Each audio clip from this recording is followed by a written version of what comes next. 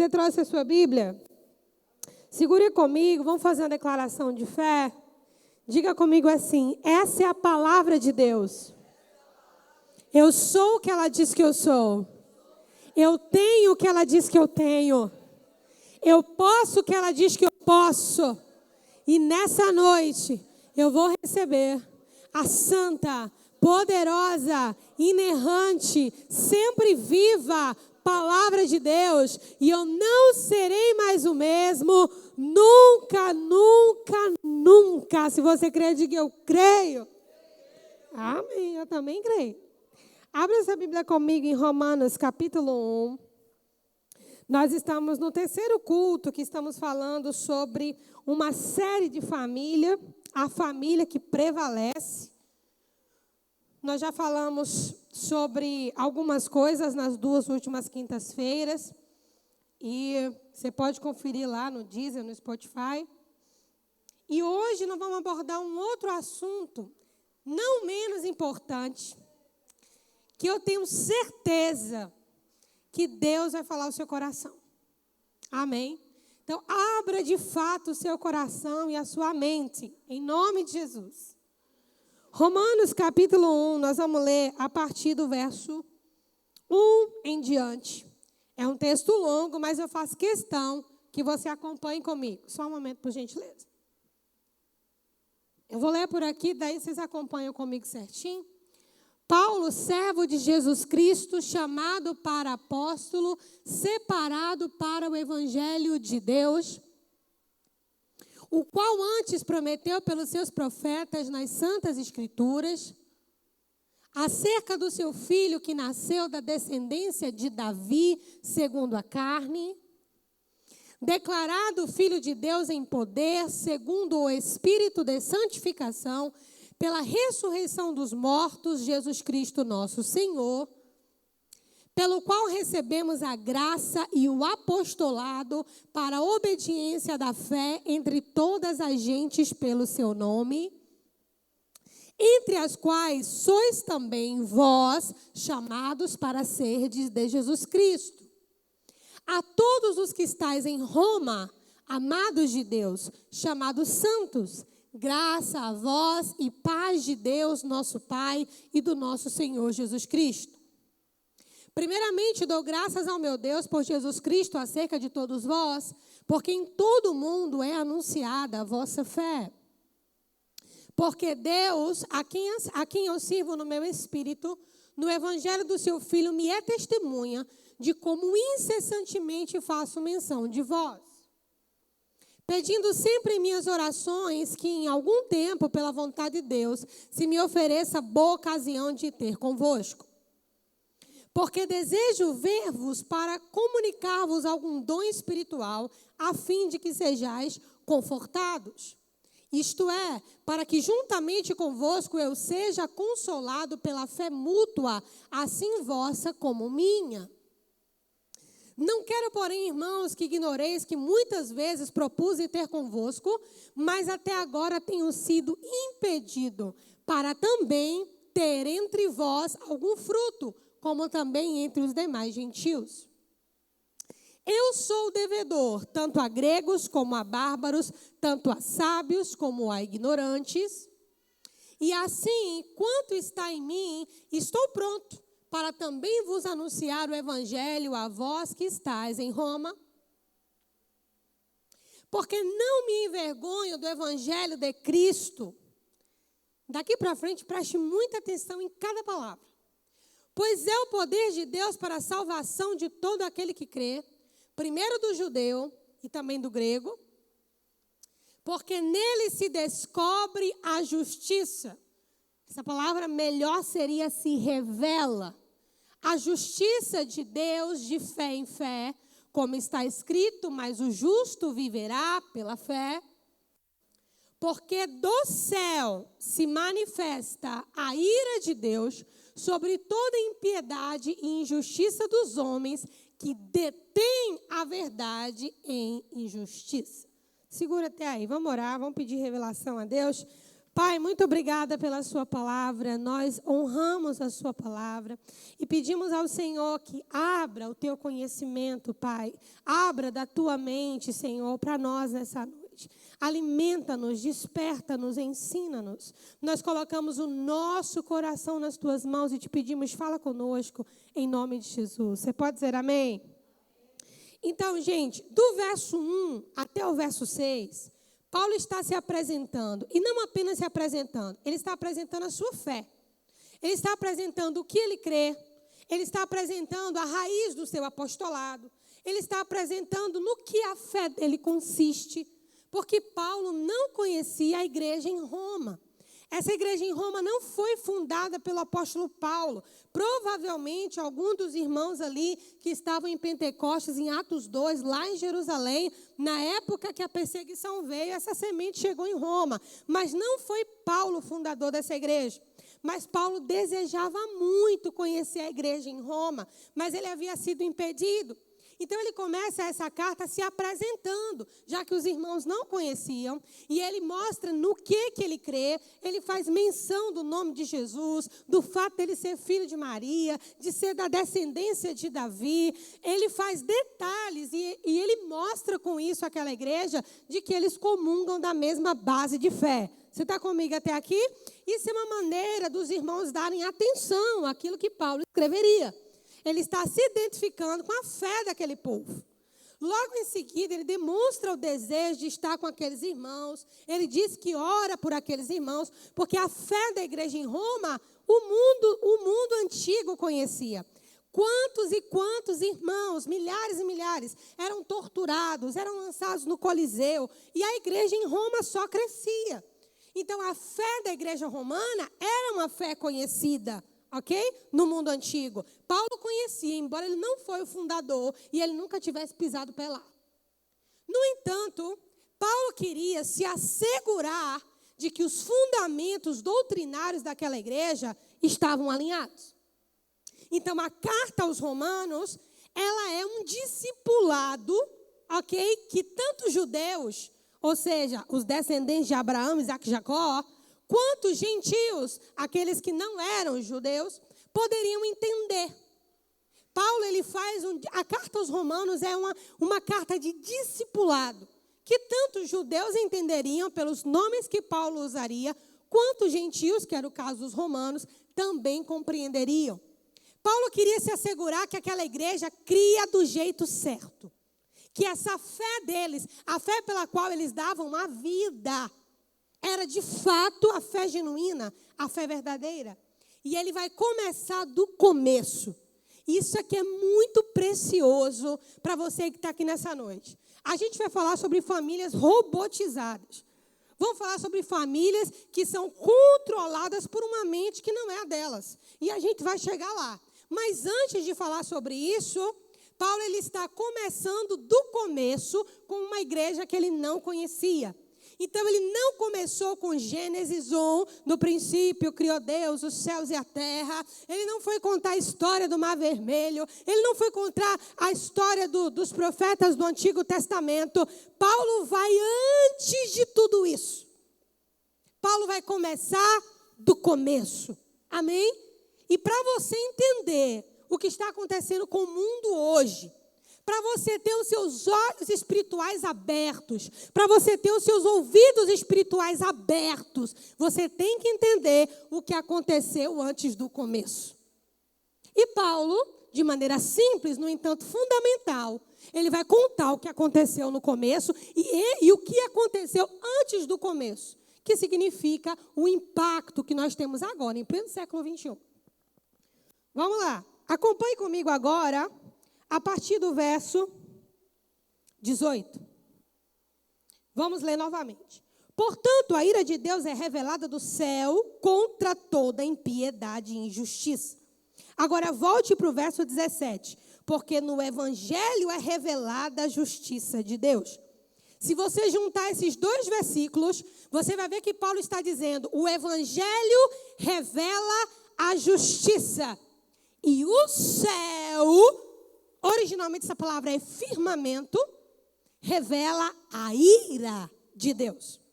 Ele está dizendo que o evangelho revela a justiça. E voltando para o verso 17, está comigo no verso 17, olha lá. Ó. Visto que a justiça de Deus se revela no evangelho. Uma justiça que do princípio ao fim é pela fé, como está escrito, o justo viverá pela fé. E como é que o justo vive além da fé, segundo a Bíblia? Em uma vereda que é como a luz da aurora, que vai brilhando dia após dia até ser meio-dia. Amém? Até ser meio-dia. Então, o que Paulo está ensinando aqui? Presta atenção nos detalhes. Ele está dizendo que o evangelho que eu e você temos nas mãos, ele revela a justiça de Deus. Essa palavra justiça tem a ver com proceder aprovado por Deus. O proceder aprovado por Deus. O evangelho revela a justiça. O proceder aprovado por Deus. O evangelho expõe as entranhas do coração do homem. O evangelho coloca para fora aquelas coisas que estão tão internalizadas e que estão ali tão solidificadas, movendo o nosso comportamento, pensamentos e intenções.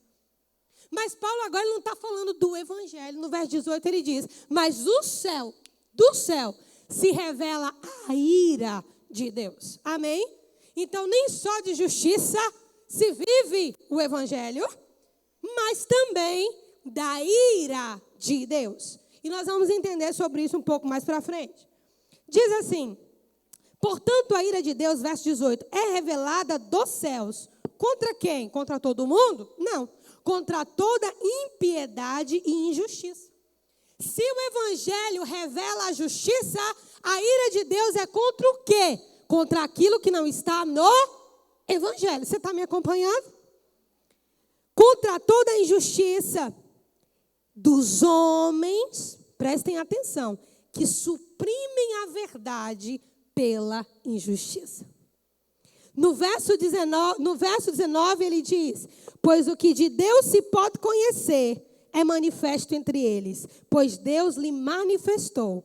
Desde a criação do mundo, os atributos invisíveis de Deus têm sido vistos claramente. Como que um trem é invisível e está sendo visto claramente? Deus está mostrando quem Ele é, os seus atributos, as suas características. E Ele está fazendo isso de que modo? Através da criação, ok? Seu eterno poder e sua divindade ou natureza divina têm sido claramente vistos, sendo compreendido por meio das obras criadas, de forma que tais homens, diga comigo, alguns homens, diga, tais não são todos, ok? Tais homens são indesculpáveis. Volta para mim aqui. Paulo está dizendo que alguns homens detêm a verdade. Essa palavra verdade aqui não é evangelho nem palavra de Deus. Essa é a palavra grega aletheia, que basicamente significa o descortinar daquilo que é misterioso, daquilo que é um mistério. Paulo está dizendo que existem homens, ou existiram homens, em que Deus manifestou tudo que Ele podia manifestar. Inclusive coisas que eram invisíveis e se tornaram visíveis por meio das coisas criadas. Esses homens que conhecem a verdade, detêm a verdade, seguram a verdade, escondem a verdade, guardam a verdade em troca da injustiça. Ok? Em troca da injustiça. Eles guardam a verdade e eles apresentam a injustiça. Agora siga comigo aqui no verso 21. Porque tendo conhecido a Deus, não o glorificaram como Deus. Não está falando, irmão, de um grupo de pessoas que foi na igreja um dia e achou o culto máximo. Está falando, quando alguém diz alguém que conheceu a Deus, é alguém que andou com Deus. Você está comigo?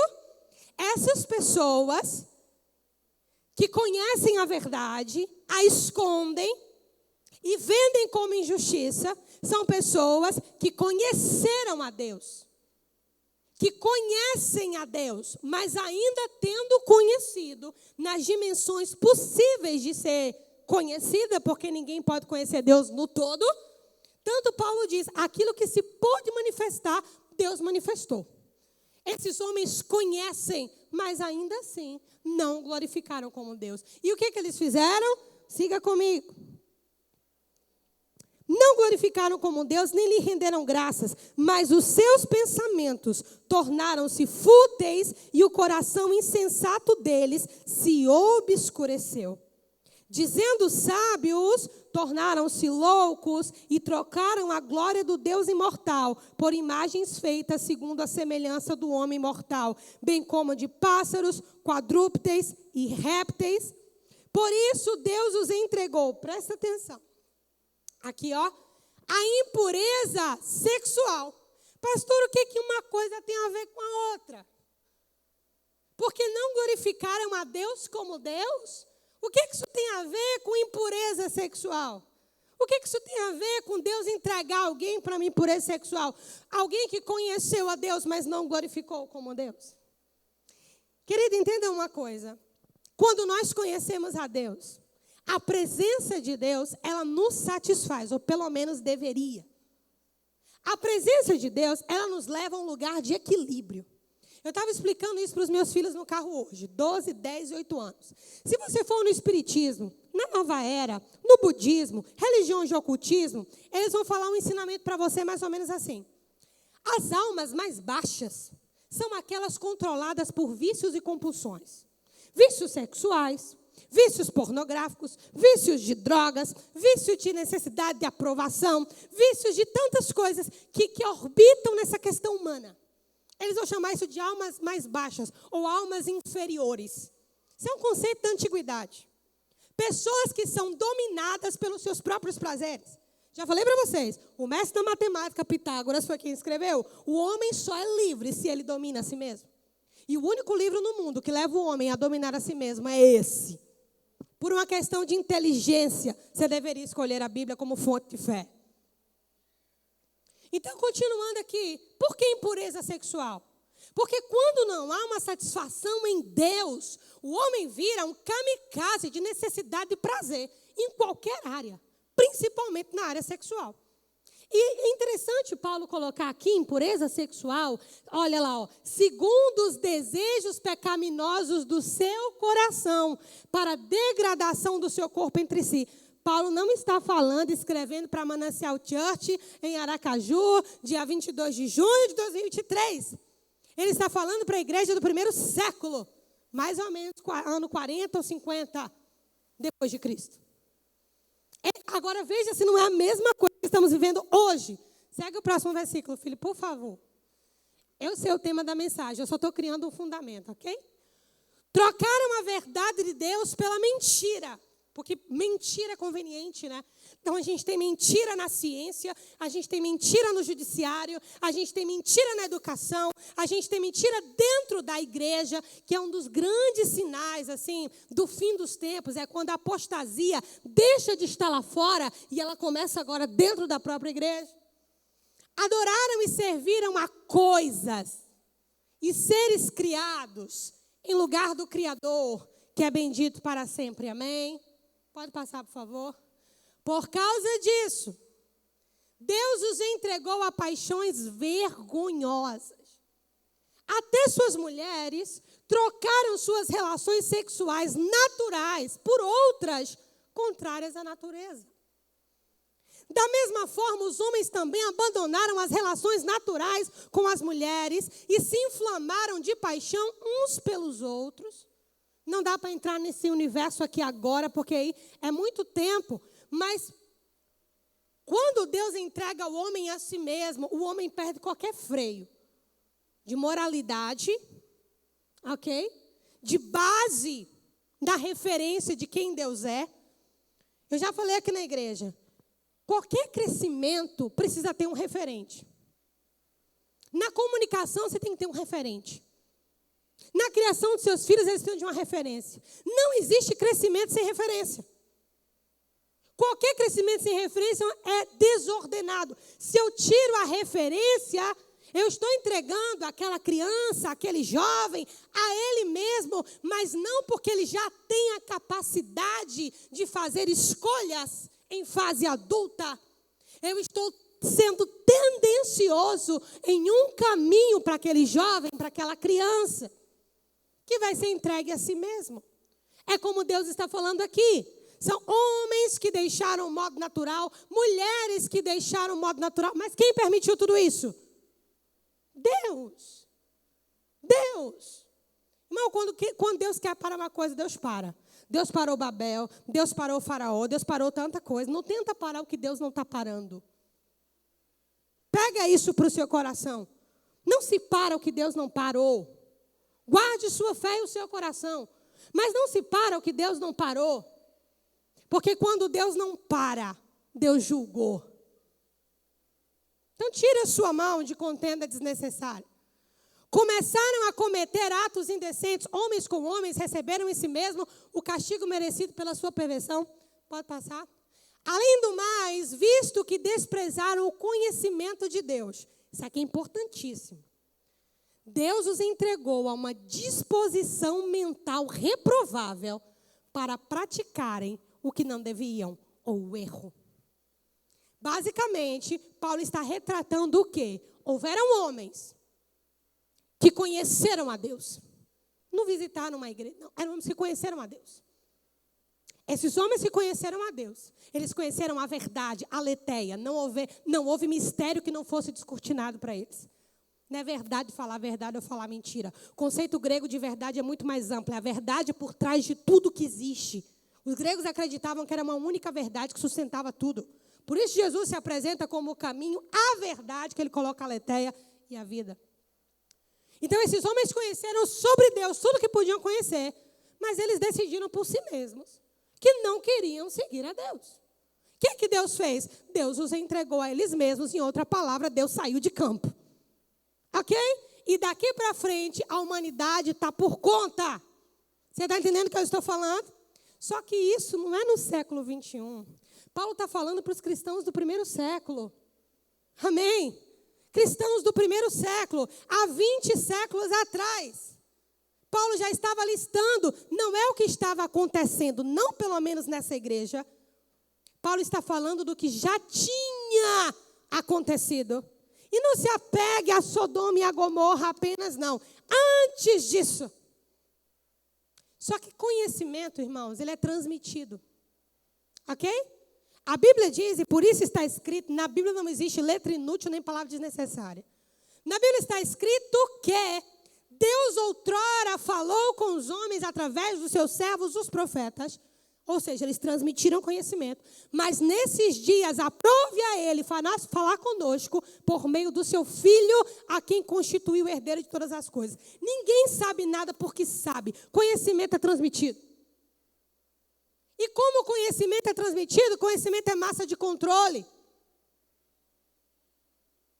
Conhecimento é poder. Se conhecimento é poder, e nós estamos num mundo regido por controle, não é um mundo que tem Deus, nem preciso pregar 30 segundos sobre isso. A Bíblia diz, o mundo jaz no maligno, então tira Deus de tudo que você vê, de tudo que você ouve. Tira Deus de tudo isso. O mundo já morreu, já acabou. No maligno, o homem fez uma escolha e vai lidar com as consequências dela. Esse mundo que jaz no maligno está controlando a mente da igreja. Como?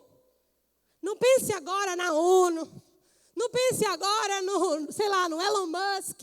Não pense agora no Bill Gates. Não pense agora nas potências mundiais. Não pensa nisso, não. É alguma coisa acima disso. Que sorrateiramente faz com que eu e você sejamos prisioneiros dos nossos próprios desejos. E se fossem desejos legítimos, até valeria a pena.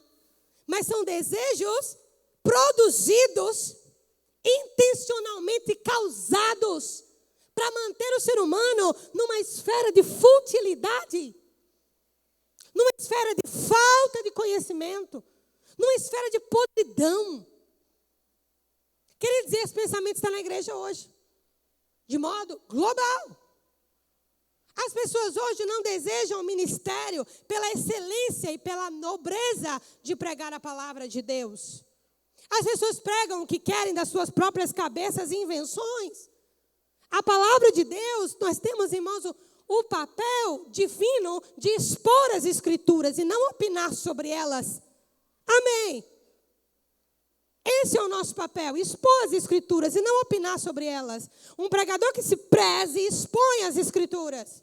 E as Escrituras por si só fazem o seu papel. Agora nós chegamos nas famílias robotizadas. Nós temos hoje um conceito de padrão social. Mas quando nós vamos olhar a alma dessas pessoas, nesses padrões, essas almas estão arrasadas. Na cultura dos desejos produzidos, nós estamos no caos familiar, estamos no colapso a nível de saúde, estamos no colapso a nível de relacionamento, onde o ser humano tem se isolado cada vez mais e conversa com um amigo inteligente. Nós estamos no mundo onde aquele padrão que Deus criou como original, saudável, está sendo substituído, já foi substituído por alguém que retém o conhecimento da verdade e vende a injustiça. Você está entendendo o que eu estou falando? Então, abra os seus olhos, em nome de Jesus. Não confie, irmão, em jornal. Se você não gosta, não tem jeito, fica com o que a Bíblia diz. Se você é um pouquinho mais curioso, checa as escrituras, checa as notícias que você ouve. E não é o Google que checa isso para você. Nós precisamos aprender uma realidade. Desde antes dos dias de Paulo, já havia quem conhecesse a Deus, conhecesse a verdade, mas a escondesse. Essa palavra no grego é esconder a verdade e vender a injustiça. Vou falar de coisas ridículas agora, só para você entender o que eu estou falando. Durante muito tempo, já falei isso aqui na igreja, durante muito tempo, qual era o padrão de uma criança saudável? Uma criança gordinha, fortinha, que tomava leite ninho, farinha láctea, mucilon, era, não era? Passa os anos, não é mais. Comer isso é horrível para a saúde. A ciência confirma. Mas agora a ciência confirmou uma outra coisa. Antagonismo. Já falei para vocês. Antagonismo é o terreno onde o diabo senta como pipoca e vê a humanidade se degladiando. Antagônico. A mesma música que fala, você é o amor da minha vida. Esses dias eu estava no Uber. E eu presto muita atenção em letra de música também. Aí eu estou lá atrás, a pessoa que me levou, até uma senhora muito simpática, e ela colocou uma música bem baixinho. Nem sei o nome da música, mas mais ou menos a música dizia assim. Você pode me chamar do que você quiser hoje. Hoje à noite eu vou fazer você se sentir um rei, um imperador. Mas, resumidamente, amanhã você não vai saber quem eu sou. Você é como um lixo e não lembre mais o meu número que já apagou. Você me serve para essa noite, enquanto alguma outra coisa lá. Aí eu fiquei ouvindo, né? E a mulher dirigindo e batendo os dedinhos no volante, assim, cantando. Aí eu pensando, meu Deus, será que ela não está ouvindo o que ela está falando? Será se ela não está ouvindo? Você vê crianças pequenininhas vão rebolando até o chão no TikTok. E os pais acham o máximo. Porque agora, é aquilo que eu falei na igreja, a guerra mudou de nível, irmão. A guerra agora é intelectual. Ou você tem preparo para discernir o mundo, ou você fica para trás. A filosofia te engole. Porque hoje é o seguinte, a criança não tem que ter uma idade para poder se descobrir sexualmente. Isso acontece de modo natural. Então, os pais não podem impor esses limites à criança. Porque faz parte do desenvolvimento infantil. Então, tudo aquilo que a psicologia ensinou, inclusive científico, Freud, não serve mais para nada também, não. Hoje deixa o menino à toa. Compreende o que eu estou falando? Uma sociedade que está criando os marginais de amanhã. E nós financiamos isso. Nós aplaudimos isso e somos indiferentes a isso. Famílias robotizadas. Eu comecei a falar com meus filhos de coisas mais profundas. De uns dias para cá.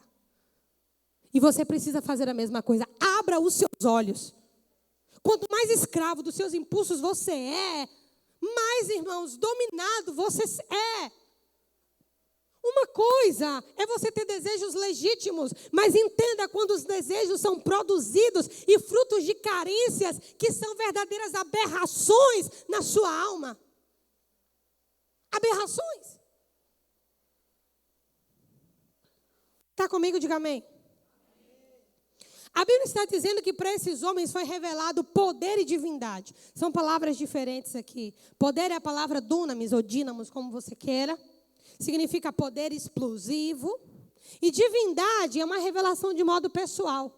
E significa que Deus se revelou na criação de modo que Ele mostrou o seu poder, dínamos ou dunamis, como queira chamar, como Ele também apresentou a sua divindade. Ele se apresentou como pessoa. Mas ainda assim, os homens não quiseram. Então Deus os entregou. E para finalizar, se você não abrir os seus olhos, se você não entender para que mundo você está caminhando, você vai ser massa de manobra como os demais.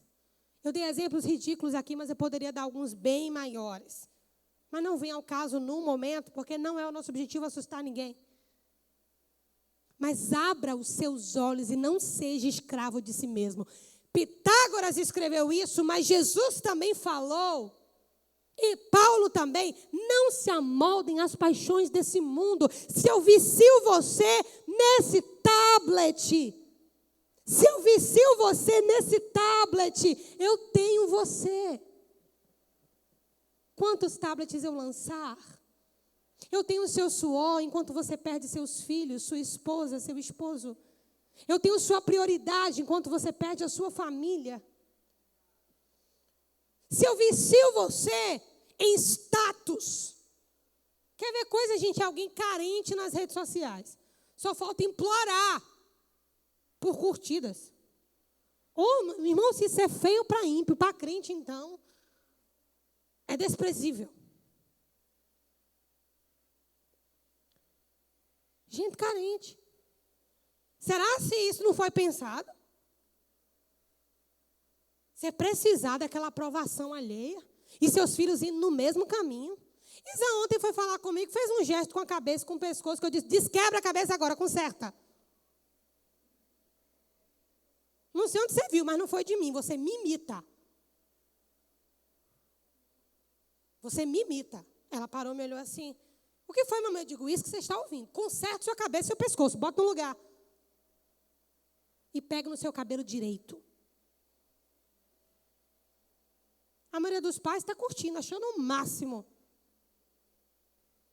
Aquele comportamento ela viu em algum lugar e não foi de mim. Famílias robotizadas. Pais robotizados. Filhos robotizados.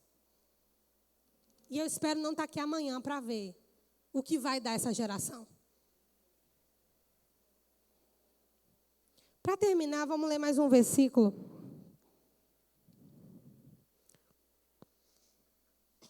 Vá comigo para o verso 29.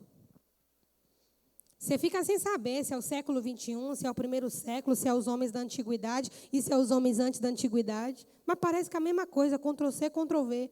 Tornaram-se cheios de toda sorte de injustiça, maldade, ganância, depravação. Estão cheios de inveja, homicídio, rivalidade, engano, malícia. São bisbilhoteiros, caluniadores, inimigos de Deus, insolentes, arrogantes, presunçosos, inventam maneiras de praticar o mal, desonram os seus pais, insensatos, desleais, sem amor pela família, implacáveis. Embora conheçam o justo decreto de Deus, de que as pessoas que praticam tais coisas merecem a morte, não somente continuam a praticá-las, mas aprovam aqueles que as praticam. Fique comigo com essa parte finalzinha do versículo.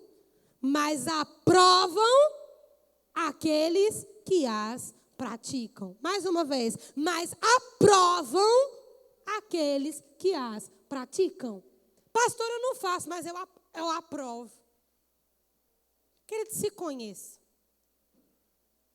Eu sei que essa talvez não foi a mensagem que você esperava ouvir. Mas eu tenho aberto os meus olhos e me dedicado a estudar um pouquinho. E como é desesperador ver que as pessoas não veem que estão sendo usadas. E o pior, elas se acham muito poderosas por aquilo que oferecem. Fora, a gente já sabe como. E dentro da igreja? Numa discussão, eu tenho que dar a última palavra. O grito mais alto tem que ser o meu. A opinião tem que ser a minha. Para quê? A troco de quê? Estou tratando isso com os meus filhos pequenininhos, viu? Brigando por coisas bestas dentro de casa. Necessidade um do outro de vencer a briga, de se mostrar melhor. Já estou ensinando para eles sobre iniquidade, concupiscência. Isso é escravidão. O que está brigando por uma boneca com 7 anos de idade e não é condicionado, conduzido para o lugar certo, amanhã está sendo chefe de uma empresa e se trocando, sendo arrogante com alguém que está servindo por coisas fúteis. Porque alguém não se moldou ao padrão, porque alguém não é o que você esperava, como se as pessoas devessem continência a nós. E seus filhos estão vendo a sua robotização. Seja alguém livre. Livre. Coma aquilo que você quer, não aquilo que você foi forçado a querer. É bem diferente. Compreende? Vista o que você quiser vestir. Mas não porque você foi forçado a aplicar valor àquilo. Irmãos, eu sou muito desligada em muita coisa. E eu comprei um tênis pela internet. Acreditem, eu não sabia que existia uma marca chamada Gucci. Eu comprei o tênis pelo valor do tênis. Eu não sabia que aquilo era uma marca e que aquele tênis valia não sei quanto a mais do que o valor apresentado. Um dia, do nada, eu vi a marca e vi o tênis. Falei, caramba, eu comprei um trem falsificado. Deus conhece o meu coração. Mas sabe, as pessoas são forçadas a valorizar nada mais, nada menos do que uma copy de vendas, do que a construção de uma marca. Da mesma maneira, posições, títulos e lugares. Escolha um lugar pela sua competência. Não para ser aplaudido por isso, sendo alguém vazio. Vá para o lugar que você tem alguma coisa para dar. Amém? Você é um pastor com um vazio, um buraco enorme na barriga, de carência, de insegurança, você vai ser um tirano. Da mesma maneira que é um pastor, qualquer profissional. Vamos pedir a Deus para abrir a nossa mente e quebrar essa robotização? Observa seus filhos, observa a sua casa, observa seus costumes, observa. E muita gente está preso dentro dessa matrix maligna. E está proclamando, vocês estão presos na matrix. Vocês estão presos nessa construção ideológica quando o próprio indivíduo está. Sejamos legítimos, amém? Falemos daquilo que de fato nos compete.